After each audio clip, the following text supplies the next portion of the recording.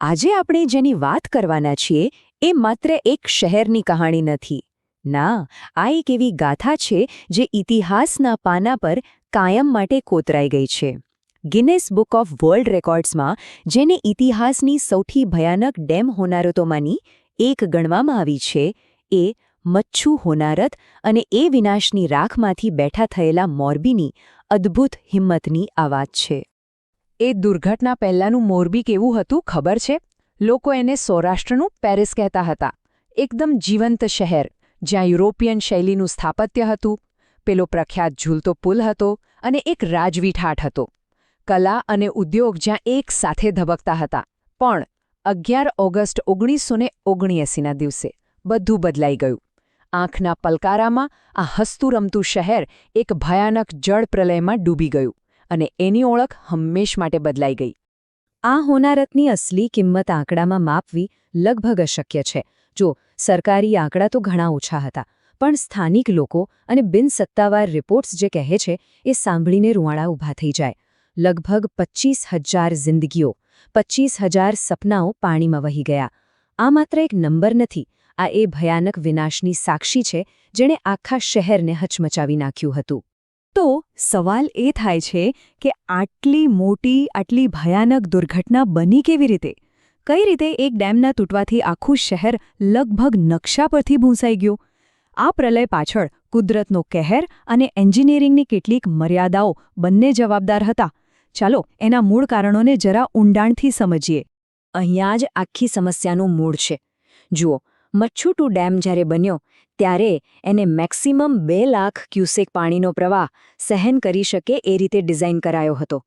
પણ ઓગસ્ટ 1969માં ઉપરવાસમાં જે વરસાદ પડ્યો એ અકલ્પનીય હતો.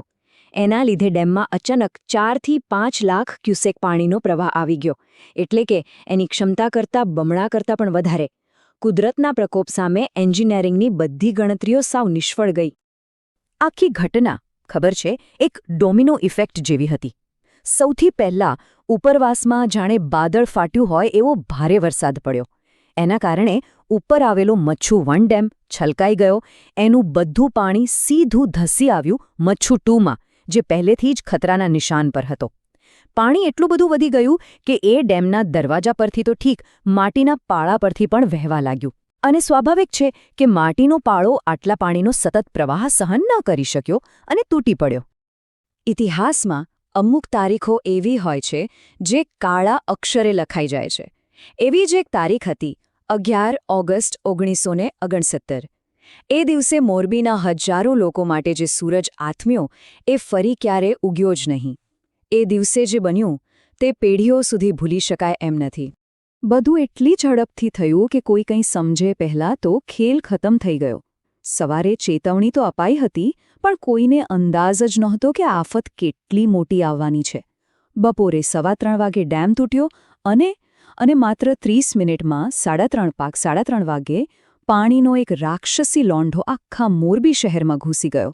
સાંજ પડતા સુધીમાં તો આખું શહેર પાણીના કબજામાં હતું. જરા કલ્પના કરો, 12થી 30 ફૂટ ઊંચી પાણીની એક વિશાળ દિવાલ જે પૂરા શહેર પર ફરી વળી. આ કોઈ સામાન્ય પૂર નહોતું. આ તો જાણે એક સુનામી હતી જે જમીન પરથી આવી. લોકોને વિચારવાનો કે ભાગવાનો સહેજ પણ મોકો ન મળ્યો. જે જ્યાં હતું ત્યાં જ ફસાઈ ગયું. મકાનો, વીજળીના થાંભલા, ગાડીઓ, બધું જ તણખલાની જેમ પાણીમાં તણાઈ ગયું. અને જ્યારે એ પ્રલયકારી પાણી ઓસર્યું ત્યારે જે દ્રશ્ય સામે આવ્યું એ કદાચ પાણીના પ્રવાહ કરતાં પણ વધારે ડરામણું હતું. એ વિનાશનું એક એવું ભયાનક સ્વરૂપ હતું જેની કલ્પના કરવી પણ આજે આપણા રૂવાણા ઊભા કરી દે છે. આખો શહેર જાણે એક મોટા કબ્રસ્તાનમાં ફેરવાઈ ગયું હતું. જ્યાં પણ નજર ફેરવો ત્યાં માત્ર મૃતદેહો અને કાદવના ઢગલા. શહેર પર 5થી 8 ફૂટ ઊંડો કાદવનો થર જામી ગયો હતો. વીજળી, પાણી, રસ્તા, રેલવે કશું જ બચ્યું નહોતું. અને આ બધાની ઉપર મૃતદેહો સડવાને કારણે ભયંકર રોગચાળો ફાટી નીકળવાનો ખતરો માથે તોડાઈ રહ્યો હતો. આટલા મોટા વિનાશ પછી કોઈ પણ શહેર માટે ફરીથી પગ પર ઊભું થવું લગભગ અશક્ય લાગે, ખરું ને? પણ અહીંથી જ મોરબીની કહાણી એક નવો અને પ્રેરણાદાયક વળાંક લે છે. આ વિનાશની રાખમાંથી જ તેના પુનર્જન્મની અદ્ભુત ગાથા શરૂ થાય છે. એ સમયે પરિસ્થિતિ એટલી ગંભીર હતી, એટલી નિરાશાજનક હતી કે મોટાભાગના લોકોએ માની લીધું હતું કે બસ મોરબીનો અંત આવી ગયો. એટલું જ નહીં, એવી પણ ચર્ચાઓ થવા લાગી કે આ શહેરને હવે અહીં ફરીથી વસાવવું જ ન જોઈએ, આ ભૂમિ જ શાપિત છે. પણ મોરબીના લોકોની ખુમારી અને હિંમત કદાચ કોઈ અલગ જ માટીની બનેલી હતી. અને એ હિંમતનું પરિણામ એ છે આજનું મોરબી. જે શહેર સંપૂર્ણપણે તબાહ થઈ ગયું હતું, એ જ શહેર આજે પોતાના લોકોની મહેનત અને સંઘર્ષના દમ પર દુનિયાનું સૌથી મોટું સિરામિક હબ છે. એ જ નાના ઉદ્યોગ સાહસિકો જેમણે પોતાનું સર્વસ્વ ગુમાવી દીધું હતું, તેમણે જમીન પરથી ઊભા થઈને આ શહેરને ફરીથી ધમધમતું કરી દીધું.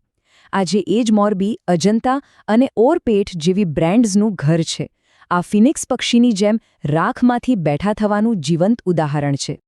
મચ્છુ હોનારત એક ભયાનક ટ્રેજેડી હતી, એમાં કોઈ શંકા નથી, પરંતુ તેમાંથી આપણા દેશને ભવિષ્ય માટે કેટલાક ખૂબ જ મહત્વપૂર્ણ પાઠ પણ મળ્યા. આ એક દુર્ઘટનાએ આખા ભારતમાં ડેમની સુરક્ષા અંગેની વિચારસરણીને હંમેશા માટે બદલી નાખી. આ હોનારતની તપાસ પછી મુખ્યત્વે 3 મોટા સુધારા થયા.